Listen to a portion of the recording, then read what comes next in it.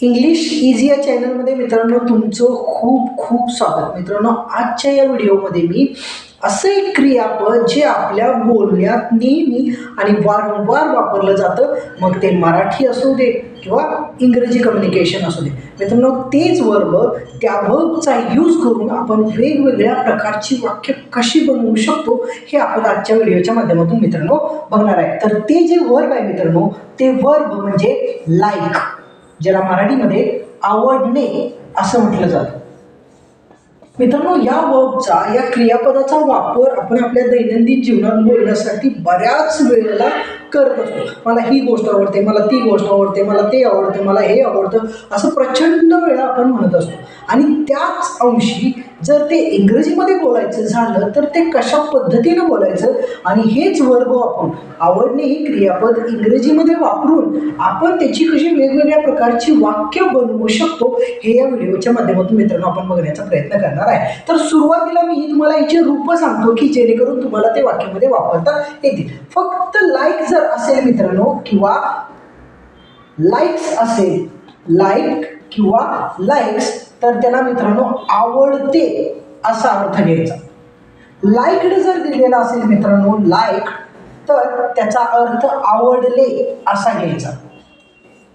Will like असं जर असेल मित्रांनो, विल लाईक, तर याचा अर्थ आवडेल असा घ्यायचा.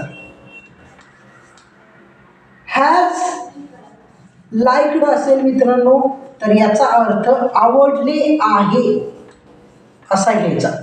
आवडले आहे असा घ्यायचा. आणि हॅड लाईक्ड असं जर असेल तर त्याचा अर्थ आवडले होते असा घ्यायचा. मित्रांनो, हे खूप महत्त्वाचं आहे की जेणेकरून, कारण आपल्याला वाक्यामध्ये उपयोग करायचा म्हटल्यानंतर ते लाईक कसं वापरलं जातं हे कळणं खूप महत्त्वाचं आहे. लाईक किंवा लाईक्स असेल तर त्याचा अर्थ आवडते असा घ्यायचा. लाईक्ड असेल आवडले असा घ्यायचा. विल लाईक आवडेल, कारण ही फ्युचरमधली प्रोसेस आहे. हॅज लाईक आवडले आहे, प्रेझेंट परफेक्ट म्हणायचं. आणि हॅड लाईक पास्ट परफेक्ट आवडले होते. तर या पद्धतीने मित्रांनो आपल्याला हा लाईकचा अर्थ घ्यायचा आहे आणि याच्यानंतर आपल्याला सेंटेन्स कशी बनवायची हे बघायचं आहे. आता इथं मित्रांनो मी दोन शब्द घेतले, एक लाईक आणि लाईक्स. हे दोन शब्द घेण्यामागचं रिझन तुम्हाला सांगतो.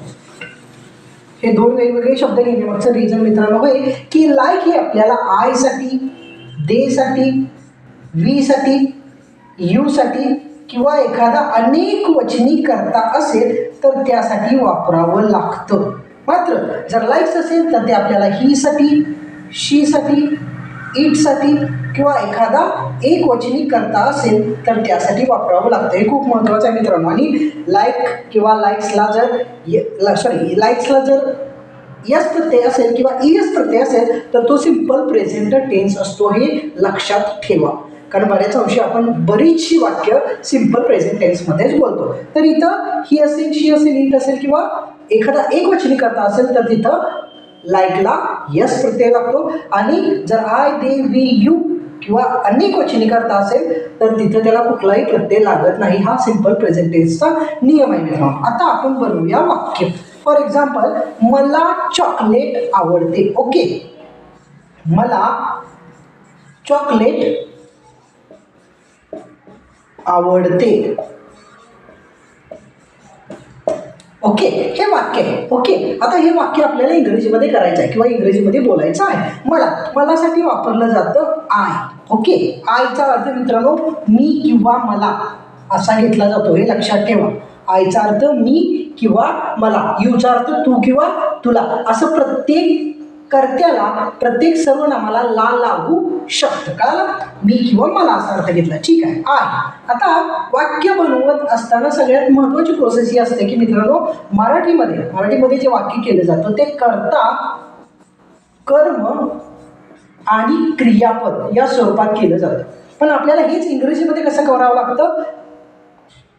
कर्ता म्हणजे वर्ब, कर्ता, क्रियापद आणि कर्म या पद्धतीने करावं लागतं. हा नियम आहे. ओके, ठीक आहे. आता कर्ता घेतला आपण. क्रियापद कोणतं आहे? आवडते. आवडतेसाठी मी तुम्हाला सांगितलं काय वापरलं जातं, एकतर लाईक वापरलं जातं किंवा लाईक्स वापरलं जातं. ओके, आपण याच्याशी रिलेटेड पण बघितला. लाईक कधी वापरायचं?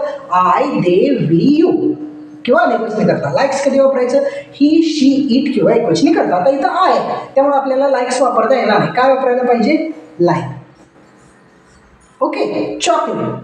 शिल्लक काय लिहिलं? क्रियापद लिहिलं. करता लिहिलं, क्रियापद लिहिलं. राहिले काय? करणं. I like A chocolate. Okay. आता ए किंवा ए अँड द वापरण्याचे काही नियम आहेत, त्याच्याशी रिलेटेड एक लॉंग व्हिडिओ मी बनवलेला आहे, तो तुम्ही बघू शकता की जेणेकरून तुम्हाला ए अँड किंवा द कुठंही कसं वापरलं जातं हे कळेल. मात्र जिथं द वापरण्याचे नियम आपल्याला माहिती असतील तर आपण ते पटकन तिथं वापरू शकतो. तर याचे जे नियम आहेत त्याचा नियम तुम्हाला कळाला तर याच्याबद्दल तुम्हाला कुठलीही शंका असणार नाही. म्हणजे तुम्ही असं मराठी वाक्य इंग्रजीमध्ये अतिशय व्यवस्थित करू शकता. तर हे लक्षात ठेवा. फॉर एक्झाम्पल सेकंड वाक्य, पुढचं वाक्य बघूया मित्रांनो. फॉर एक्झाम्पल बघा, परशाला आर्ची आवडते. ओके. परशाला आर्ची आवडते. लगेच तुमच्या मनामध्ये सैराट आला असेल बघा. ओके. आता इथं वाक्य काय? परशाला आर्ची आवडते. ठीक आहे. आता याच्यामध्ये हे करताय, हे कर्म आहे आणि क्रियापद सांगितल्याप्रमाणे. ठीक आहे. हेच वाक्य आपल्याला करायचं आहे इंग्रजीमध्ये. हे कुठंही जाणार नाही, असं आहे तसं राहील. ओके. परशा आवडते. आता ही, शी, इट किंवा एकवचनी करतात. परशाला एकवचनी करतात. ओके. याचा अर्थ आपल्याला इथं लाईक्स वापरायला पाहिजे. आता इथं आर्चीच्या नावापुढं ए अँड दी असं कुठलं काही येणार नाही. याचा नियम हा आहे की मित्रांनो, प्रॉपर नाउन्स, ओके, जी विशेष नामं आहेत त्या विशेष नामाच्या पूर्वी आर्टिकल वापरलं जात नाही. त्यामुळे ए अँड दी असं काही येणार नाही. त्यामुळे परशाचं आणि आर्चीचं वाक्य करायला तुमच्यासाठी सोपं आहे. ओके. वाक्य काय? परशाला आर्ची आवडते. परशा लाईक्स आर्ची. ओके. ठीक आहे. वेगळं वाक्य बनवूया.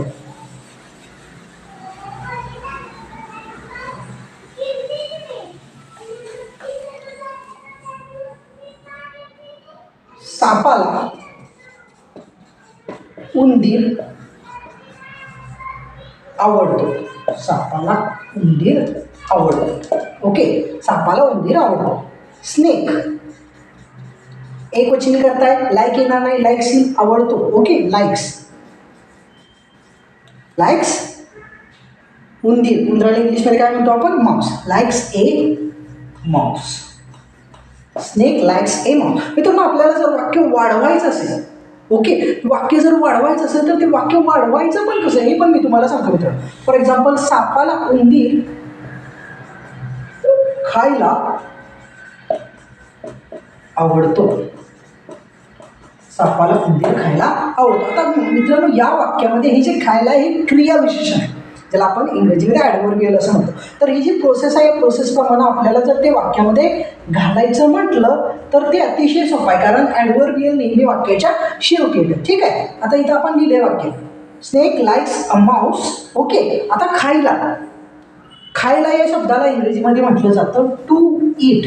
ज्या वेळेला मित्रांनो ला घालून तुम्ही एखादं क्रियापद घेता, ज्या क्रियापदाला ला लागलेलं आहे असं एखादं क्रियापद असेल तर त्याचं इंग्रजीमध्ये रूपांतर करत असताना त्या क्रियापदाला काय म्हणायचं ते आणि त्याच्या पूर्वी टू जोडलं जातं. फॉर एक्झाम्पल मित्रांनो, नाचायला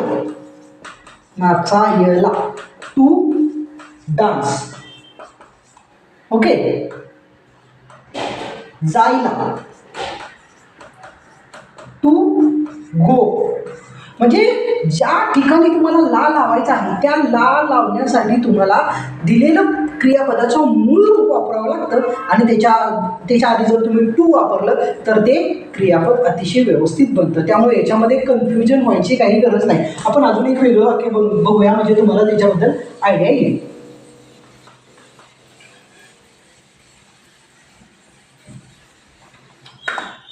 मला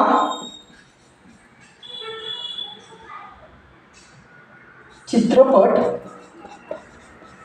बघायला आवडत नाही. ओके. मला चित्रपट बघायला आवडत नाही. ठीक आहे. I don't. आता मित्रांनो याच्यामधला हा जो नाही आहे तो नाही नकारार्थी वाक्य शब्द वाक्यामध्ये वापरण्यासंबंधीचा एक नियम आहे मित्रांनो. नकारार्थी वाक्य जर आपल्याला वापरायचं असेल तेही वाक्यामध्ये नकारार्थी शब्द आपल्याला वाक्यामध्ये वापरायचा असेल तर मित्रांनो तो नकारार्थी शब्द नेहमी कर्त्यानंतर वापरला जातो. आणि कर्त्यानंतर वापरण्यासंबंधीचे पण काही नियम आहेत मित्रांनो, की जर तो प्रेझेंट टेन्स असेल, ज्याला आपण वर्तमान काळ म्हणतो, वर्तमान काळ जर वर्तमान काळ असेल वाक्यामध्ये ओके, तर आपल्याला डू किंवा डज वापरावं लागतं. आणि जर भूतकाळ असेल मित्रांनो तर आपल्याला डीड वापरावं लागतं. हा नियम आहे मित्रांनो. आता मला चित्रपट बघायला आवडत नाही, सरळ सरळ वाक्यामधून कळतं की हा प्रेझेंट टेन्स आहे. ओके, आता प्रेझेंट टेन्स म्हटलं तर आपण मगाशीच एक रूल बघितला की जर आय दे वी यू असं काही असेल तर त्याच्यानंतर हे मेन वर्ब येतं किंवा क्रियापद येतं ज्याला कुठलाही प्रत्यय लागत नाही. मात्र जर ही शी इट असेल तर त्याला मात्र एस किंवा ईएस प्रत्यय लागतो. आता इथं आपला करताय आय, त्यामुळे आपल्याला इथं डू वापरावं लागणार, डज आपण वापरू शकत नाही. जर ही असतं तर आपण डज वापरलं असतं आणि भूतकाळ असतं तर डीड वापरलं असतं. आता आय डोंट ओके, याचा अर्थ याचा विषय मिटला आणि याचाही विषय मिटला. आय डोंट आता आवडत ओके, राहिलेलं वाक्य आवडत नाही, डोंट लाईक याचा पण विषय मिटला. राहिलं काय, चित्रपट बघायला. ओके, आता बघायला हा शब्द आधी आला पाहिजे आणि चित्रपट नंतर. To watch movie okay. I don't like to watch movie म्हणजे मला चित्रपट बघायला आवडत नाही. याचा अर्थ मोठं जरी वाक्य असलं मित्रांनो, जरी मोठं वाक्य असलं तरी सुद्धा ते तुम्ही अतिशय व्यवस्थित वापरू शकता किंवा बनवू शकता. याच्यामध्ये कुठल्याही प्रकारची अडचण तुम्हाला येणार नाही. वाक्यामध्ये नकारार्थी शब्द वापरून सुद्धा वाक्य तयार करणं सोपं आहे मित्रांनो, काय अवघड नाही.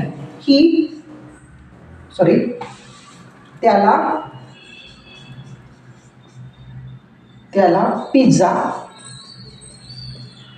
आवडत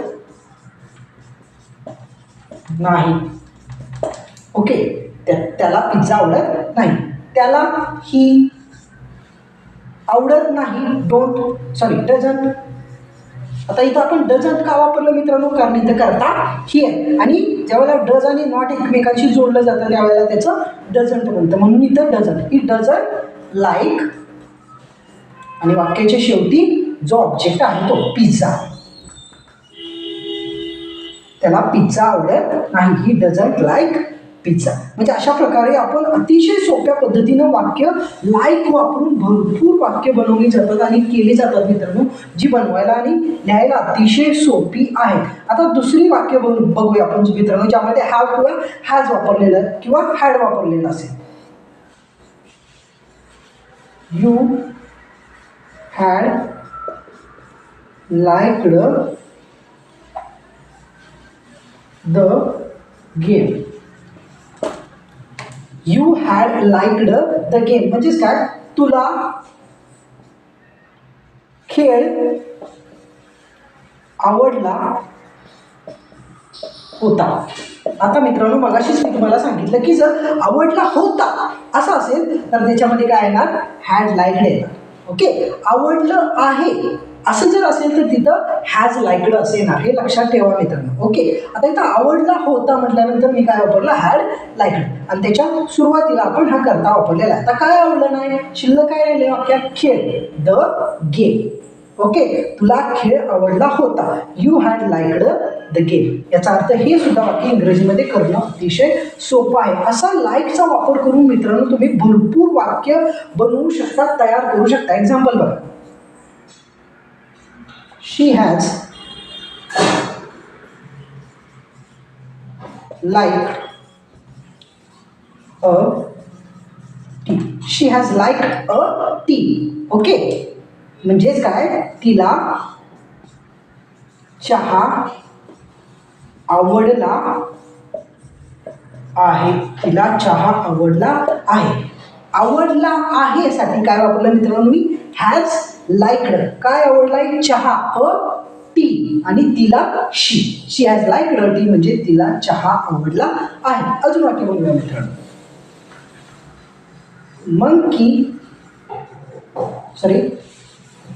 माकडाला केळी खूप किंवा केळी खायला खूप आवडते. माकडाला केळी खायला खूप आवडते. ठीक आहे. आता माकडाला मंकी, मी तुम्हाला सांगितलं की कर्ता असेल तर तो किंवा त्याला ला हा प्रत्यय लागू शकतो. मंकी. आता आपल्याला काय पाहिजे? क्रियापद पाहिजे. काय क्रियापद आहे? आवडते. Okay. Monkey likes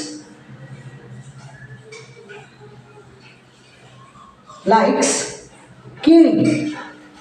okay. Monkey likes banana to eat. Monkey likes banana to eat. माकडाला केळी खायला खूप आवडते. खूप नाही घेतलं तरी चालेल मित्रांनो इथं वाक्यामध्ये. ओके. माकडाला केळी खायला आवडते. Monkey likes banana to eat किंवा monkey likes to eat banana असंही वाक्य करू शकता तुम्ही. No problem. Likes to eat banana. दोन्ही प्रकारे. आता हे वाक्य दोन्ही प्रकारे तुम्ही करू शकता. No problem. बऱ्याच वेळेला जर पूर्ण फ्रेज असेल, पूर्ण वाक्याचा समूह, पूर्ण शब्दांचा समूह असेल तर या शब्दांच्या समूहामध्ये अशा दोन्ही प्रकारची वाक्य तुम्ही घालू शकता. Monkey likes banana to eat हे सुद्धा बरोबर वाक्य आहे आणि monkey likes to eat banana हे सुद्धा बरोबर वाक्य आहे मित्रांनो. फक्त याच्यामध्ये फरक आहे की इथं ते वापरलेलं आहे ते म्हणजे ऑब्जेक्टच्या पूर्वी वापरलेलं आहे आणि इथं ते वापरलेलं आहे ते म्हणजे ऑब्जेक्टच्या नंतर वापरलेलं आहे. पण यामध्ये फरक नाही. हे वाक्य हे असं एक्सेप्शनमध्ये होऊ शकतं मित्रांनो अपवादात्मक की एखादं वाक्य या प्रकारे चालू शकतं. सगळीच वाक्य बरोबर येतील असं नाही. तर ठीक आहे मित्रांनो, आजच्या या व्हिडिओमध्ये आपण लाईव्ह वापरून कशी वेगवेगळ्या प्रकारची वाक्य अगदी साध्या पद्धतीने बनवता येतात हे बघितलं. जर तुम्हाला व्हिडिओ आवडला असेल तर लाईक, शेअर आणि सबस्क्राईब करायला विसरू नका मित्रांनो, कारण या प्रकारचे भरपूर व्हिडिओ मी तुमच्यासाठी घेऊन येणार आहे. तर ठीक आहे मित्रांनो, या व्हिडिओमध्ये एवढंच. भेटूया पुढच्या व्हिडिओमध्ये अशाच एका नवीन टॉपिकसह.